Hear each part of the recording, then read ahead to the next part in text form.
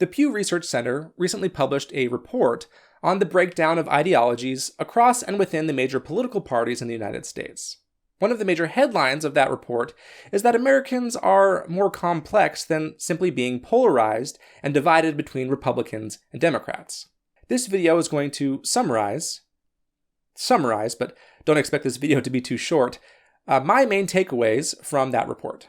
And I'm actually going to focus on the motivations and interactions between two specific groups that, to me, explain one of the most important struggles in our political system today. Those two groups are the former GOP never-Trumpers and the progressive left.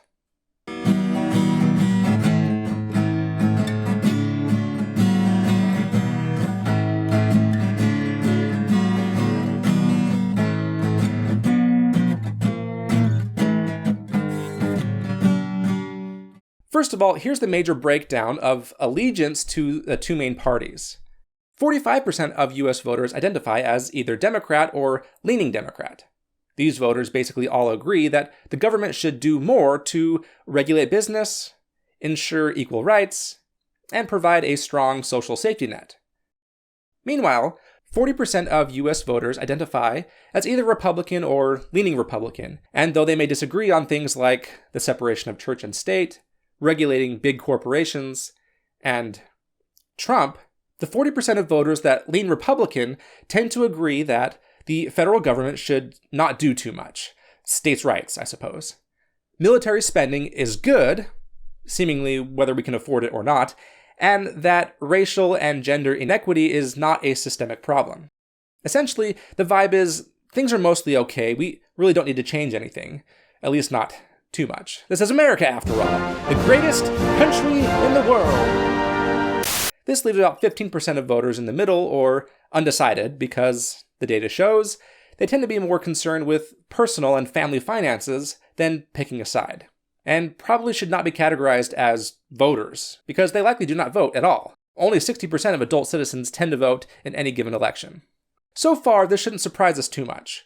We know that a majority of voters in the US lean Democrat.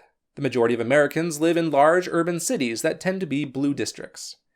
And in the unique system of federalism in the United States Constitution, that includes things like a Senate that gives equal representation to each state, regardless of population, and the Electoral College that gives more power to individual voters in low-populated states, coupled with things like extreme gerrymandering and voter suppression laws. It is this unique United States system of things that ensure that federally significant elections continue to be hotly contested between the GOP and the Democrats.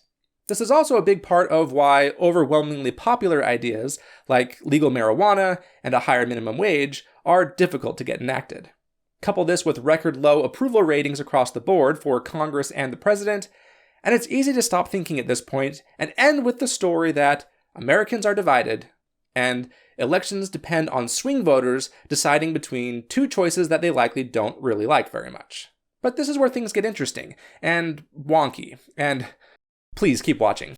Both of these red and blue bars can be split into smaller groups of voters that tend to agree with each other about things that they disagree with the rest of the party about. To see this, first, we need to address the Trump and the elephant. It's a disgrace to our country. One of the fundamental problems that a majority of Americans agree with is that Trumpism is bad.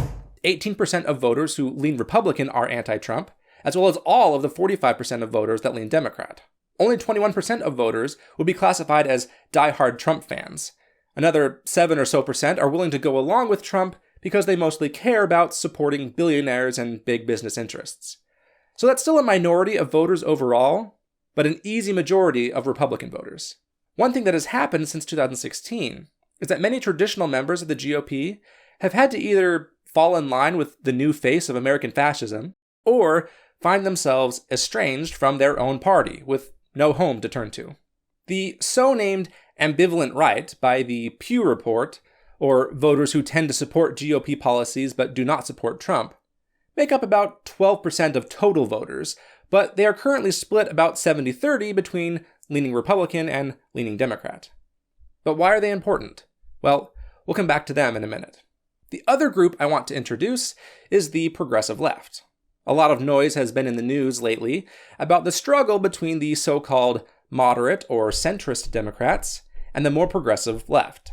A lot of the drama comes in the form of, for example, members of Congress who want to pass the Build Back Better Act, the current version of which, when I'm recording this, only costs $1.5 trillion and provides universal preschool, some healthcare support, clean energy tax credits, and a tax cut for the wealthy? This is, of course, a drastic reduction from the $3.5 trillion bill that also included things like free college for everyone and lower drug prices for Medicare recipients. The most obvious reason for the reduction in this bill is the Democrats that do not support this agenda. When we look at the views of Democrat voters, the Pew Report separates those that support the most progressive policies into those who are more politically active, 6% of the total, and those who are politically disillusioned, another 10% of the total. As we saw earlier, most people who lean Democrat tend to agree that the current system unfairly favors those in power, and that the government should do more to support its citizens. The 16% of voters in the progressive left category are most likely to want to phase out reliance on oil, reduce the size of the military, decrease funding to police departments, and believe that the existence of billionaires is a bad thing. Most interestingly, these voters are the only ones likely to believe that any other countries might be better than the United States. I think this really gets to the core of the progressive left.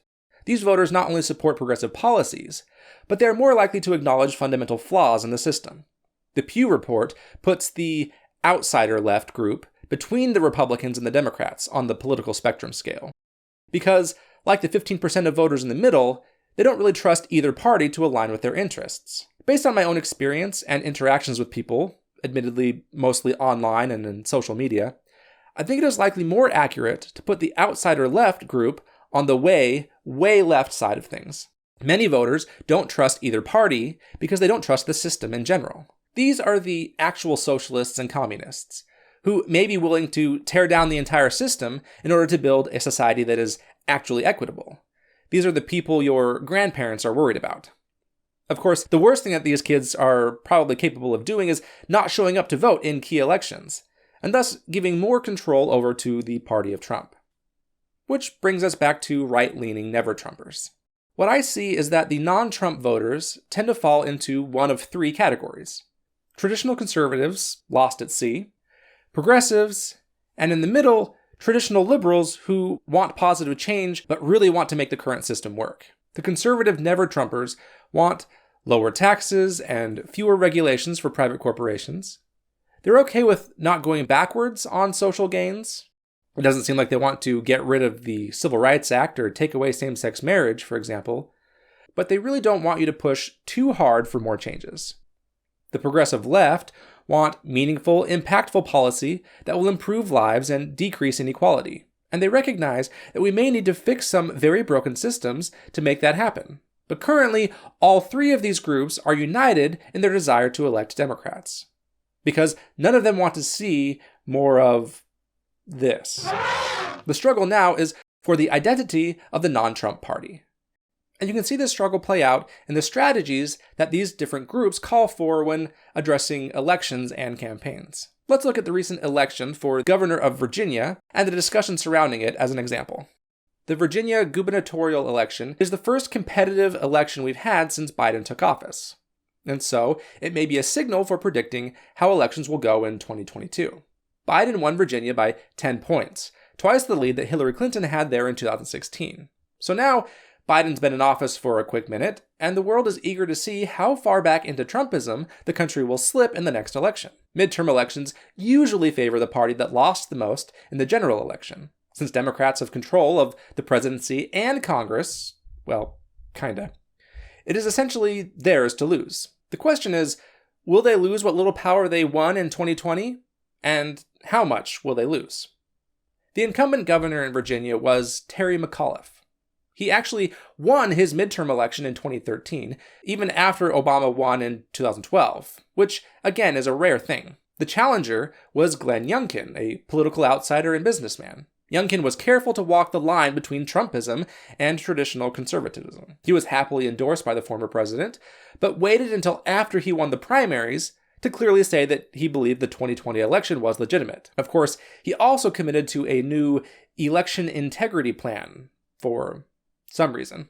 Most notably, Youngkin made national headlines because of his strong campaign against teaching CRT in schools, which, if you haven't heard, is the latest right-wing boogeyman that seems to be working pretty well for the moment at scaring up more anti-Democrat sentiment. Unfortunately, McAuliffe's campaign mostly consisted of trying to showcase how much Youngkin was like Trump, so that he could repeat Biden's win by not being that. In short, Youngkin won, and now the two sides of the non-Trump party are scrambling to control the narrative about why McAuliffe lost, hoping to influence how Democrats are going to approach future elections. This is the perfect stage for both sides to make their case. As McAuliffe basically did nothing to win, it is easy for anyone to say what he should have done. Surely doing something would have helped. And now we can debate what that something ought to have been. The more conservative argument hinges on the so-called messaging problem of the Democrat Party. It's no secret that the rightist right wing of American politics has flourished due in no small part to the media efforts of people like Rupert Murdoch and Roger Ailes, who have hired failed actors and comedians like Ben Shapiro, Steve Crowder, and Tucker Carlson to keep the Republican base angry and afraid, despite having no real policy solutions, other than owning the libs. The Democrat Party, for many reasons, does not have such a powerful media machine to counteract this messaging. The more conservative folks claim that the Democrats should therefore avoid scary policies that many people do not understand, like defunding the police or taxing the rich. Though that second one seems pretty straightforward to me. I guess, more generally, it's all that woke stuff. I'm sure the ambivalent right would like the Democrat Party to become the new conservative party. The pitch is that doing so would appeal to the majority of current voters, convincing more Republican voters to switch sides like they have. The Democrat Party started moving to the right in the 1990s to pick up some of these voters. Maybe they will just keep on moving. If successful, this is a win-win for the conservatives, who can't get on board with Trump, but really don't want to enable any sort of liberal policymaking. In contrast, the solution proposed by the progressive left is to start actually enacting liberal policies that will make people's lives better. This strategy is more of an appeal to those who don't currently vote because they don't feel represented and because they don't feel like the government is capable or willing of doing anything for them. This is not to say that the Democrat Party can't do a better job at selling their platform and publicizing their successes, but it sure would be an easier sell if they just got more done.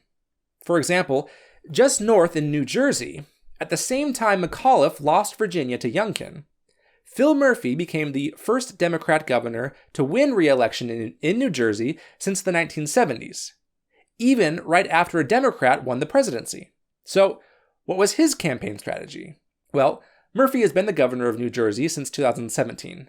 In that time, New Jersey has passed some pretty progressive policies, raising the minimum wage, expanding paid family leave, increasing funding for public schools, reducing the cost of healthcare, childcare, and college, raising taxes on millionaires. Pretty scary stuff.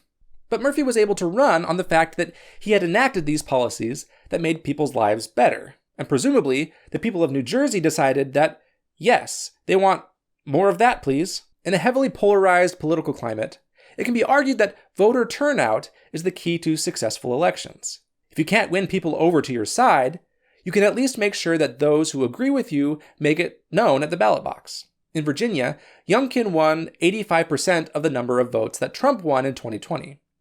McAuliffe only won 66% of the number of votes that Biden won. Perhaps McAuliffe could have won the election had he been able to encourage more liberal voters to show up. Remember, Biden didn't just run on being not Trump.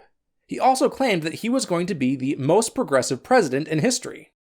And he won. Now, like I said, both sides can argue whatever they want. We don't know what would have happened if McAuliffe had been more progressive, or if Biden and the Democrat Party in Congress were not pushing for such woke policies as affordable health care and childcare.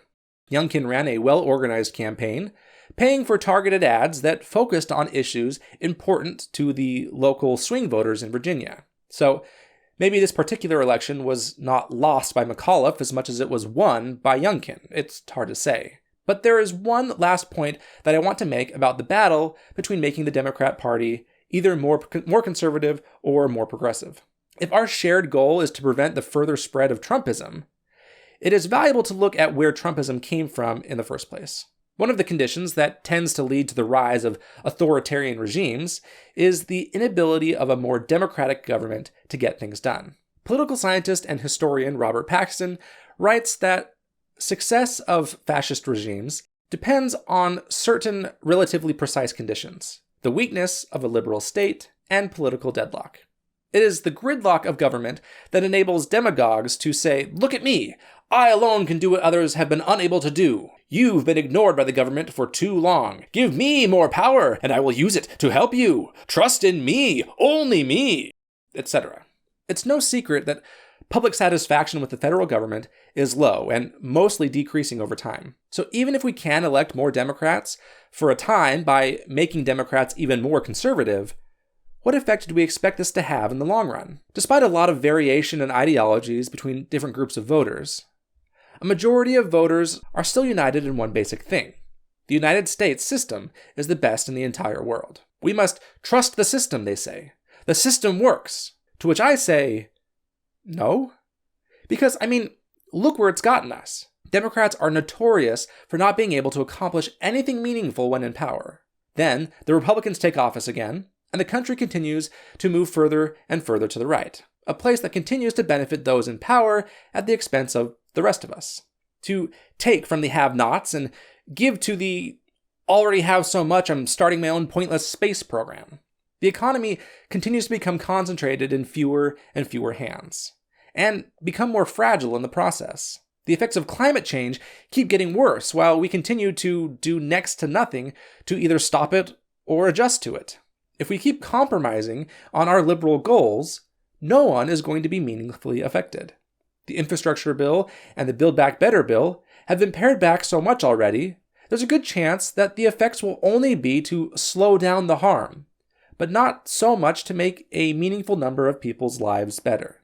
And if people don't feel like the government is making things better, they're going to continue to distrust the current government, and in some form or another just wait for the next one.